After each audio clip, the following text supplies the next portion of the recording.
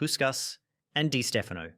In the mid-20th century, as Europe was rebuilding and a new continental club competition was being forged, a Spanish club named Real Madrid began to assemble a constellation of stars that would define an era. At its heart were two unparalleled talents: the dynamic Argentine Alfredo Di Stefano, La Saeta Rubia, and the magnificent Hungarian Ferenc Puskás, the galloping major. Together, they didn't just win trophies. They redefined football and launched Real Madrid into the stratosphere. The story began in 1953 with the controversial arrival of Di Stefano.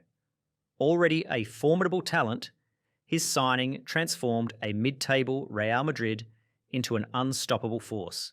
He wasn't merely a striker. Di Stefano was the quintessential total footballer, a force of nature who roamed the entire pitch. He initiated attacks from deep, orchestrated play, scored goals with ruthless efficiency, and even tracked back to defend. His boundless energy, tactical intelligence, and sheer will to win quickly established him as the linchpin of the burgeoning dynasty. Real Madrid immediately started winning La Liga titles, but the real revolution was just around the corner with the inception of the European Cup in 1955. Real Madrid claimed the inaugural European Cup in 1956, with Di Stefano scoring in the final. This was merely the prologue. The true golden age of the attacking duo began in 1958 with the arrival of Ferenc Puskás, a legendary figure from Hungary's magical Magyars team. Puskás was 31 and seemingly past his prime. Yet his astonishing left foot, incredible shot power, and uncanny eye for goal quickly dispelled any doubts. Paired with Di Stefano, the two formed arguably the most devastating attacking partnership in football history. While Di Stefano was the engine and the orchestrator, Puskás was the deadly finisher. The final, thunderous touch. With the likes of the electrifying winger Francisco Gento and the solid defender José Santamaría complementing them, Real Madrid's star-studded lineup, under presidents like Santiago Bernabéu, became a well-oiled machine. They played an attacking, free-flowing brand of football, often employing a fluid WM formation, but their success truly stemmed from the individual brilliance and telepathic understanding of their two main forwards. The pinnacle of their combined dominance came in the 1958 to 59 and 1959 to 60 seasons. Real Madrid, already winners of 3 consecutive European Cups before Puskás's arrival, now achieved unprecedented heights. In 1959, they secured their 4th straight European Cup, defeating Stade de Reims again. But it was the 1960 European Cup final against Eintracht Frankfurt at Hampden Park, Glasgow, that truly cemented their legend. Before a staggering crowd of over 127,000, Real Madrid delivered a performance for the ages, winning 7-3. Puskás scored an incredible 4 goals, a record for a European Cup final that still stands, while Di Stefano added a magnificent hat-trick of his own. This match is widely considered one of the greatest football games ever played, a showcase of attacking football and individual mastery. The partnership continued to flourish, winning more league titles and reaching 2 more European Cup finals in 1962 and 1964. Although they lost those finals, the sheer consistency of their performances in an era of burgeoning European competition was remarkable. Di Stefano won the Ballon d'Or twice, 1957, 1959, and Puskás was a constant threat, claiming multiple Pichichi Awards, La Liga top scorer. The Puskás-Di Stefano era fundamentally impacted football. It established Real Madrid as the first true European superpower, a template for collecting elite talent that would influence club football for decades. Their attacking philosophy, epitomised by Di Stefano's all-encompassing role and Puskás's scoring prowess, captivated audiences and set new standards for offensive play. They proved that a collective of individual superstars, when harmonised by a clear vision and exceptional talent, could achieve seemingly impossible feats. By the time their legendary partnership began to wane in the mid-1960s, Real Madrid had lifted 5 consecutive European Cups and established a global brand, all built on the unshakable foundation laid by the blonde arrow and the galloping major. No one dominated the early years of European club football quite like them. Brazilian dominance.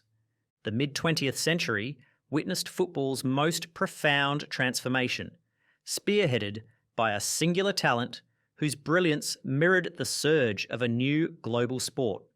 This was the Brazilian dominance era, from the late 1950s to the early 1970s, a period defined by the beautiful game, Jogo Bonito, and the man who personified it, Pelé. Just as Michael Jordan revolutionized basketball, Pelé's unparalleled skill, global charisma, and relentless pursuit of victory made him the undisputed king of football, forever elevating the sport's artistry and reach.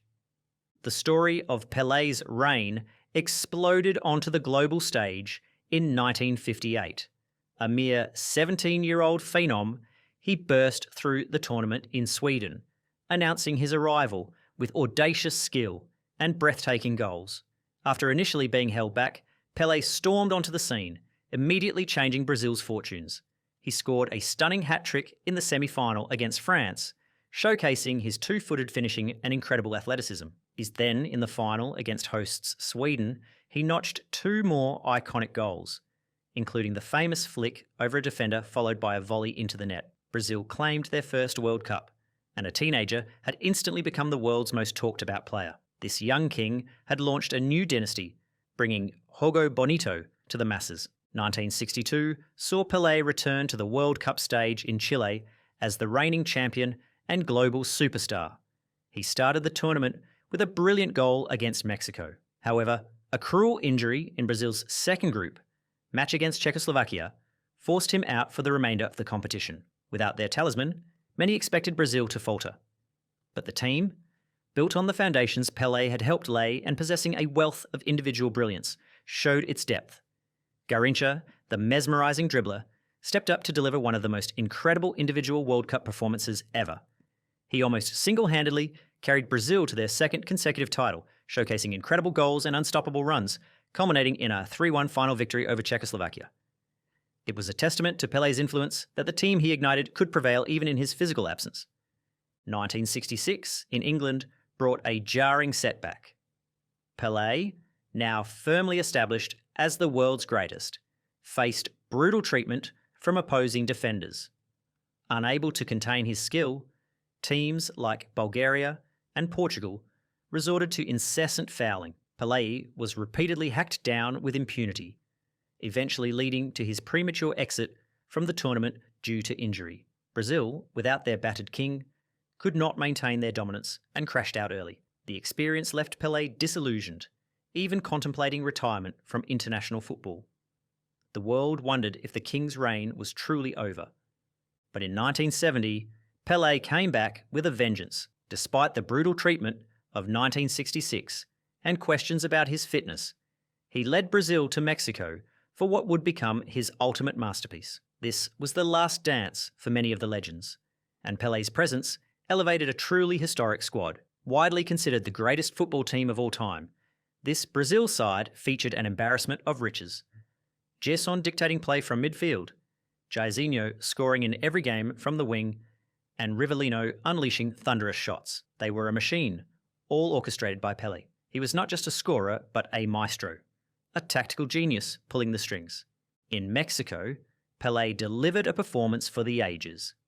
His audacious lob from midfield against Czechoslovakia that narrowly missed, the stunning header that forced a legendary save from England's Gordon Banks, the no-look dummy that left Uruguay's goalkeeper stranded. These moments defined his genius. The Bulls of football, under Pelé's guidance, ran through everyone. They secured a perfect record in the tournament, culminating in a spectacular 4-1 victory over Italy in the final. Pelé himself opened the scoring with a powerful header, and then provided the iconic, perfectly weighted pass for Carlos Alberto's thunderous final goal, widely considered the greatest team goal in history. It sealed Brazil's third World Cup and Pelé's third as a player, claiming the Jules Rimet trophy permanently. He stood atop the football world, his brilliance unquestioned. During this dominant run, Europe's powers, the physical English, the tactical Italians, the robust Germans, all tried to stop Brazil, and specifically Pelé. They varied their approaches, from man-marking to brutal fouling, but nobody could contain the sheer artistry and collective genius of Brazil when Pelé was locked in. He led the charge, inspiring his teammates and redefining what was possible on a football pitch. Pelé won 3 World Cups in 8 active playing seasons on the global stage, became one of the sport's all-time leading scorers, and never lost a World Cup final. The Brazilian teams were built around him perfectly. Garrincha provided dazzling individual brilliance, Didi controlled the midfield, and later, Gerson delivered pinpoint passes. Coaches like Vicente Feola and Mario Zagallo pulled the strings, but it was Pelé who was the engine, the inspiration, and the face of the machine. The NBA became a global brand, with Jordan as its face, and similarly, Pelé defined football's global explosion. His face, his name, his commercials, and his highlights took over the world. He was football's first true global superstar, transcending sport and culture. His incredible athleticism, creativity, and sheer joy in playing became synonymous with Jogo Bonito. He defined greatness and left on top, establishing a benchmark for footballing excellence that few, if any, have ever matched. No one did it like him. Maradona magic. In the turbulent football landscape of the 1980s, one man emerged not just as a player, but as a force of nature, transcending the sport to become a global icon, a symbol of rebellion and brilliance. This was Diego Armando Maradona, the Golden Boy, whose era, spanning from the mid-1880s to the early 1990s, was characterised by individual genius, audacious acts, and the improbable elevation of underdogs to footballing gods. Maradona dragged a provincial club and a national team to heights they could only dream of, defining an era through sheer will and unparalleled skill. The stage for Maradona's greatest triumphs was set in 1984, when he made a controversial, record-breaking move to SSC Napoli in Italy. Napoli, a club from the impoverished south, had never won a Serie A title and lived in the shadow of the wealthy northern giants like Juventus, AC Milan, and Inter. But Maradona took it personally. He wasn't just a player, he was the city's champion, a messiah for the working class of Naples.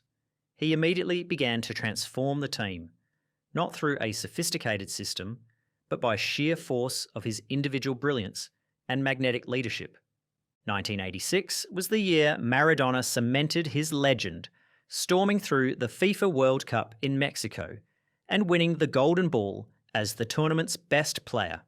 He single-handedly dominated, leading Argentina to glory. The quarter-final against England became the defining moment, showcasing both his controversial genius and his pure magic. First came the infamous Hand of God, where he illicitly punched the ball over the English goalkeeper Peter Shilton. Despite protests, the goal stood, a moment of cunning and defiance that resonated deeply in Argentina. But then, just minutes later, he produced the goal of the century. Maradona picked up the ball deep in his own half, embarking on a mesmerising, twisting 60-metre run, dribbling past 5 English defenders before slotting it home. It was a pure footballing miracle, a display of skill that stunned the world. Argentina then knocked off Belgium in the semi-final, with Maradona adding 2 more breathtaking goals before defeating West Germany 3-2 in a pulsating final.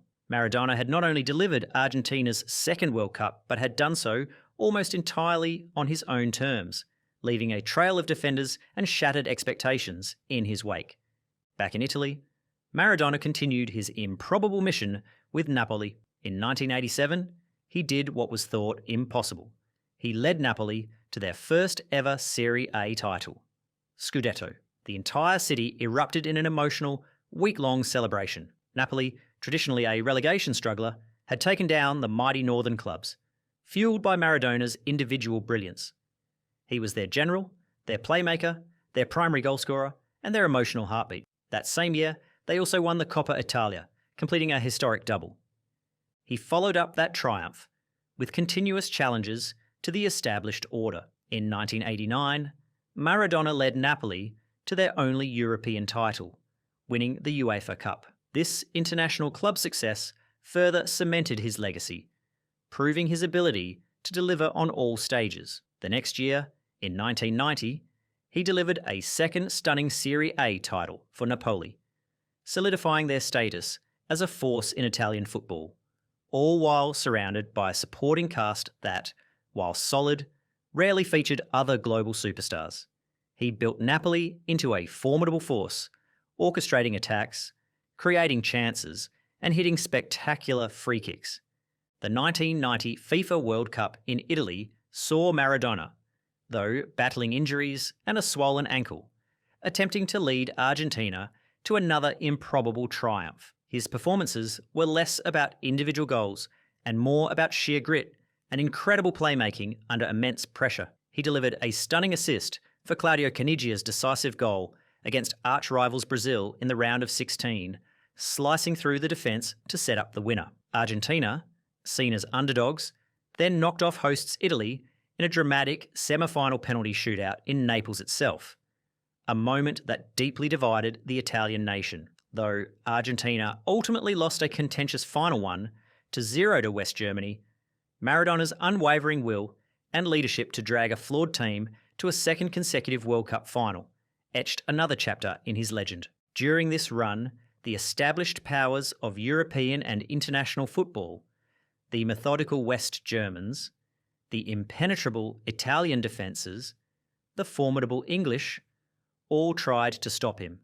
Juventus and AC Milan, with their superior resources, constantly battled his Napoli side, but Maradona's unparalleled ball control, low centre of gravity, explosive acceleration in tight spaces, and almost supernatural vision meant he was virtually unplayable when locked in. He won individual scoring titles, Capocannoniere, and MVP equivalents for his league performances, but his true value lay in his ability to elevate entire teams. Maradona's audacious talent and controversial charisma took football's popularity to new heights.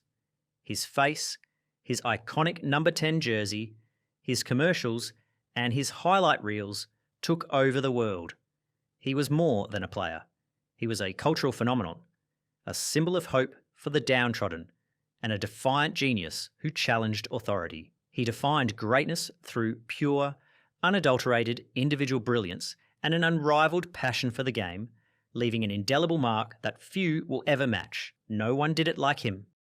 Ronaldo Nazário. In the late 20th and early 21st centuries, football witnessed the rise of a striker so revolutionary, so devastatingly effective, he was simply dubbed O Fenomeno.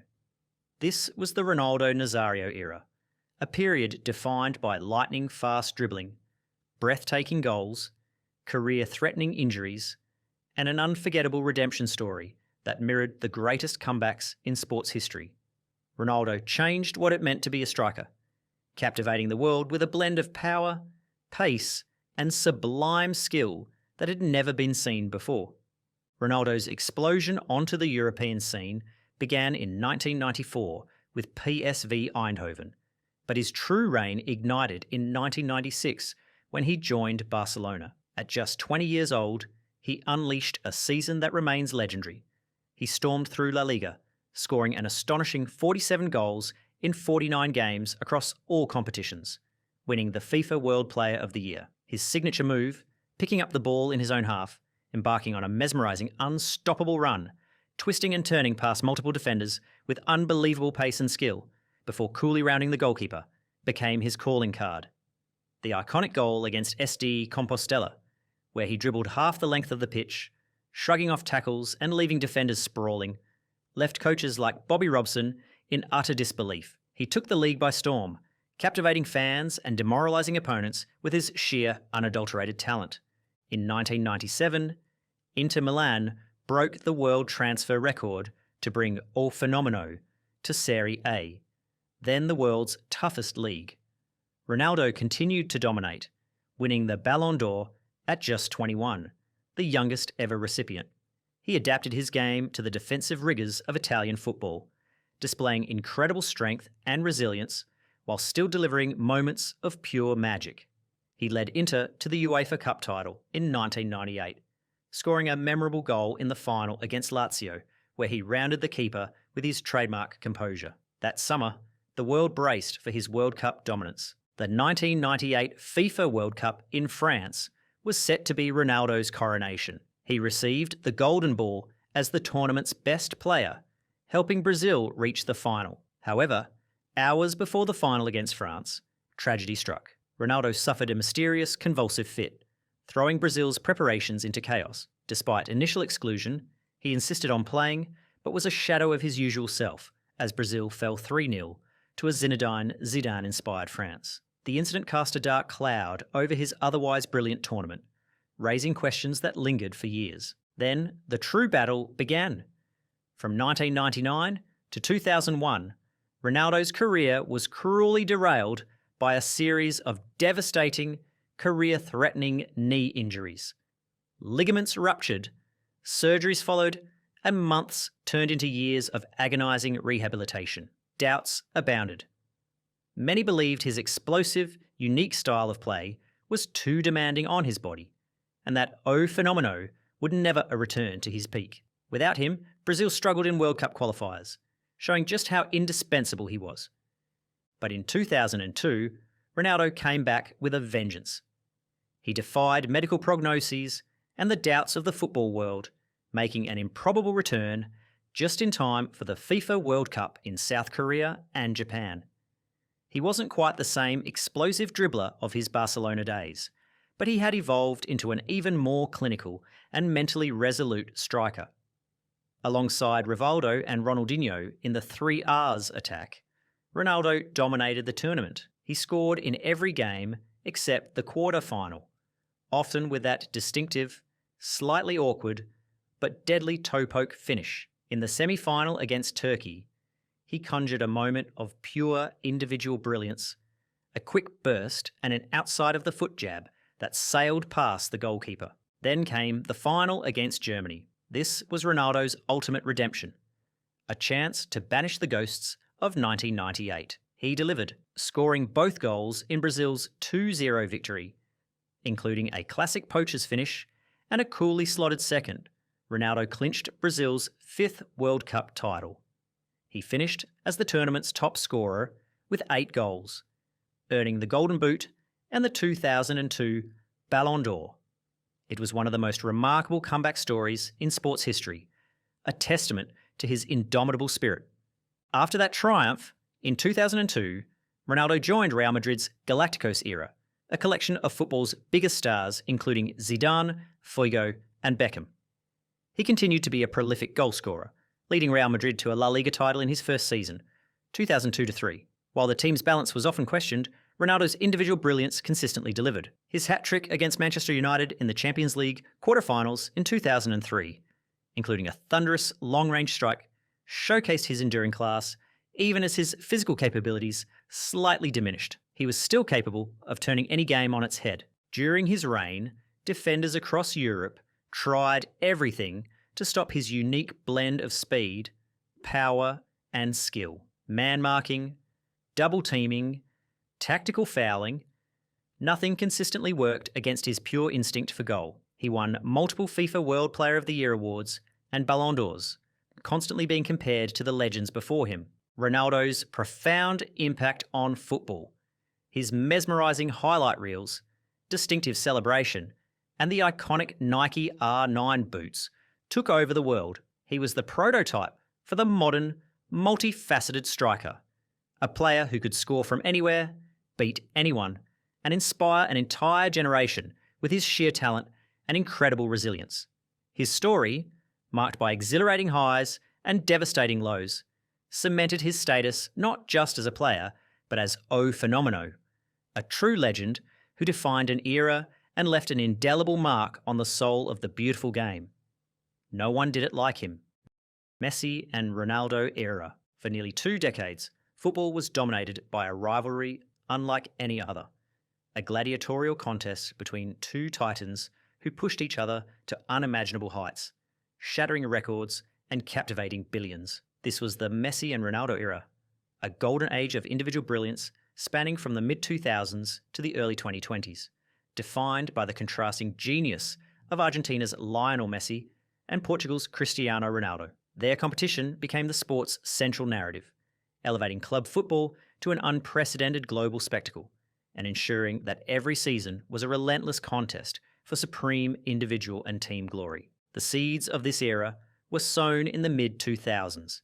Messi, a diminutive, mesmerising dribbler, burst onto the scene at Barcelona, showcasing an almost telepathic connection with the ball. His low centre of gravity and incredible agility made him virtually unplayable in tight spaces, allowing him to weave through entire defences. Ronaldo, a powerful athletic winger, honed his craft at Manchester United, transforming into a relentless goal machine known for his explosive pace, step-overs and thunderous shots. Their first direct clash on the biggest stage came in the 2008 UEFA Champions League semi-finals, with Ronaldo's United edging out Messi's Barcelona before claiming the title. This set the tone for a rivalry that would define an era of unprecedented individual statistics and collective triumphs. 2009 marked the true beginning of their head-to-head dominance. Ronaldo made a then-world record transfer to Real Madrid, setting up a direct annual clash with Messi's Barcelona in El Clásico, the most anticipated fixture in world football. From this point until Ronaldo's departure from Madrid in 2018, the two Titans contested virtually every individual and team honour, turning every match into a battle for supremacy that transcended club loyalties.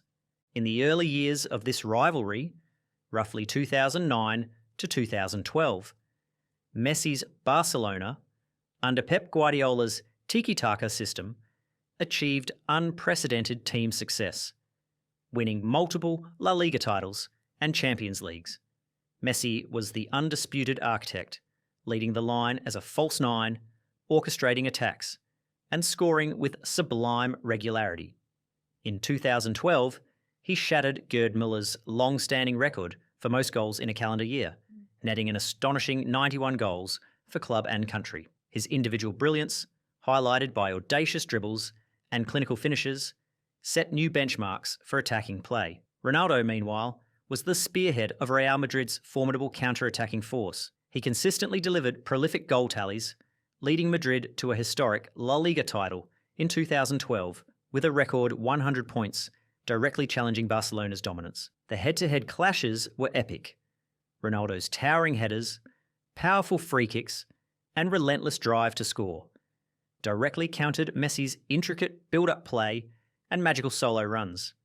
They often scored multiple goals against each other in the same game, constantly raising the bar for individual performance. The mid-2010s, roughly 2013 to 2018, saw their rivalry reach its zenith, particularly in the Champions League. Ronaldo, who had evolved into a prolific central striker, became known as Mr. Champions League, leading Real Madrid to an unprecedented 4 Champions League titles in 5 seasons, including 3 in a row from 2016 to 2018. His clutch goals in crucial knockout matches, powerful strikes, and incredible aerial ability defined Madrid's European dynasty. Messi, meanwhile, continued to defy logic at Barcelona, evolving his game while maintaining his incredible goal scoring and playmaking, leading Barca to a historic treble in 2015, La Liga, Copa del Rey, Champions League. Their personal trophy cabinets swelled with Ballon d'Ors.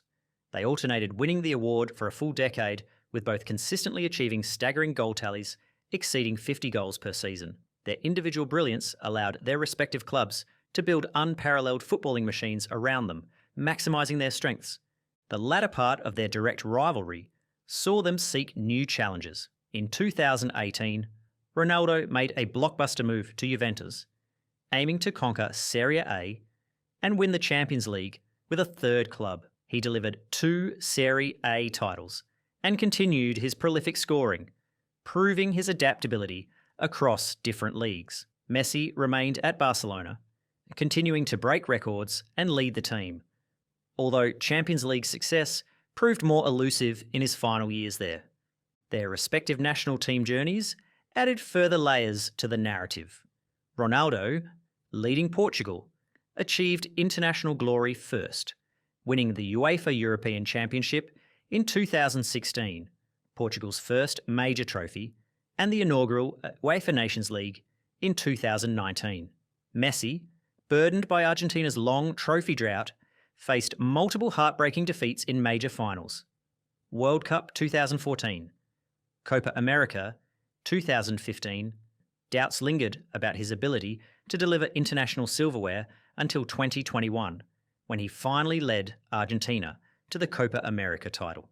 The culmination arrived in 2022, when Messi, at 35, captained Argentina to a dramatic FIFA World Cup triumph in Qatar, delivering a legendary performance throughout the tournament, scoring in every knockout round and twice in a thrilling final.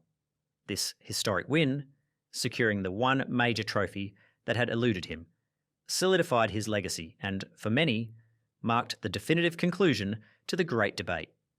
During this unparalleled era, every major team and defender devised strategies to stop them, but their combined genius was largely unstoppable. Their contrasting styles, Messi's intricate dribbling, visionary passing, and surgical finishing versus Ronaldo's explosive power, clinical poaching, and aerial dominance, provided endless debate and captivated fans worldwide.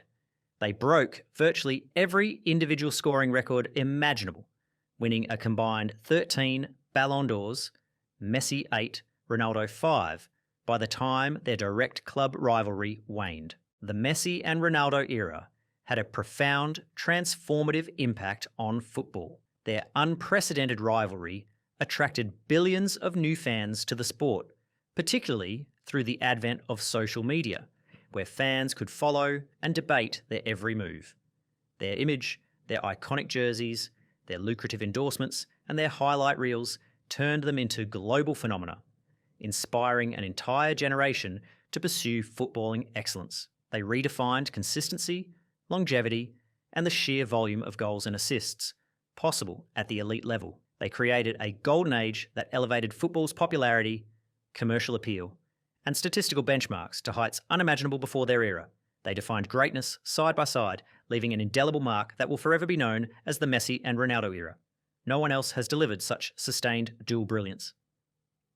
Post-duopoly, the unprecedented two-decade reign of Lionel Messi and Cristiano Ronaldo, which saw them hoard Ballon d'Or and shatter every conceivable scoring record, began to transition in the early 2020s. While their individual brilliance continues to shine, football has now entered a dynamic post-duopoly era, defined by a thrilling constellation of new generational talents vying for supremacy. This period, roughly from 2022 onwards, is characterised by explosive athleticism, tactical versatility, and a more diversified distribution of individual accolades, with players like Kylian Mbappé, Erling Haaland, and Jude Bellingham leading the charge into the future.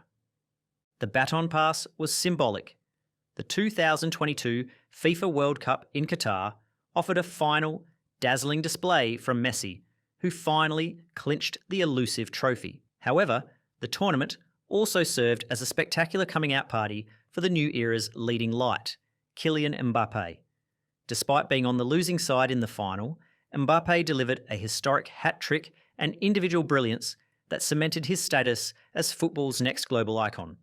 His blistering pace, clinical finishing, and ability to decide games single-handedly immediately drew comparisons to the legends who came before him. Following the World Cup, the 2022-23 season saw the emergence of another dominant force. Erling Haaland, the Norwegian striker, with his remarkable physicality, astonishing speed, and insatiable appetite for goals, joined Manchester City and immediately rewrote the Premier League record books. He shattered the single-season goal record, scoring an incredible 36 goals, and led City to a historic treble, including their first ever UEFA Champions League title. His ruthless efficiency and almost robotic precision in front of goal offered a stark contrast to Mbappe's flair, setting up a new, compelling rivalry for individual goal-scoring supremacy. Haaland's dominance was recognised with the 2023 UEFA Men's Player of the Year award. The 2023-24 season further solidified the shift. Jude Bellingham, a dynamic English midfielder, exploded onto the scene at Real Madrid, transcending his position with a phenomenal goal-scoring start that earned him the La Liga Player of the Season award and a Champions League title with Real Madrid. His ability to impact games from midfield, scoring crucial goals, and exhibiting immense leadership made him an immediate fan favourite and a central figure in Madrid's continued success. Meanwhile, Mbappé continued his relentless goal-scoring form, securing another League One title with PSG. He then made a highly anticipated move to Real Madrid in mid-2024, immediately winning the UEFA Super Cup and the FIFA Intercontinental Cup in his debut competitive matches. He also secured the European Golden Boot for the 2024-25 season with 31 La Liga goals, showcasing his immediate impact. Haaland continued his prolific ways, adding another Premier League Golden Boot and an English Super Cup to his collection in 2024-25. The 2024 European Championship, Euro 2024, saw Spain clinch their record fourth title, with young talents playing pivotal roles.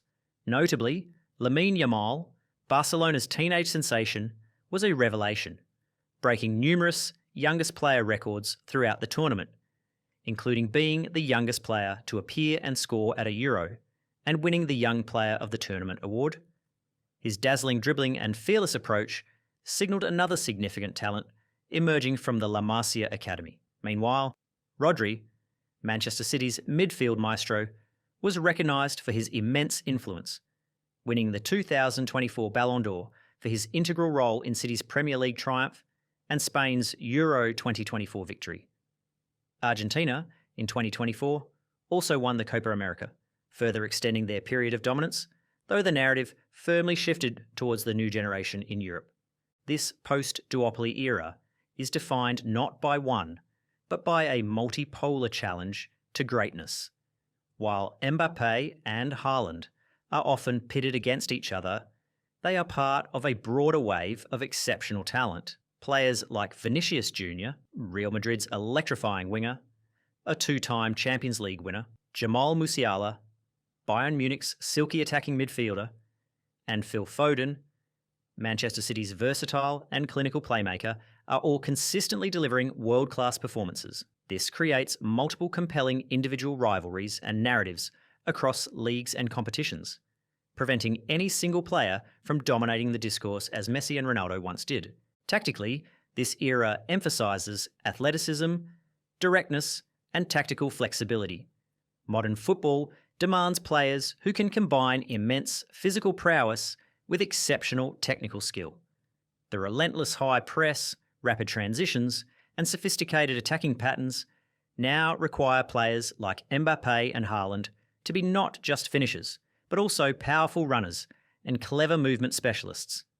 Midfielders like Bellingham offer a blend of defensive work rate and offensive output previously unseen, covering vast areas of the pitch.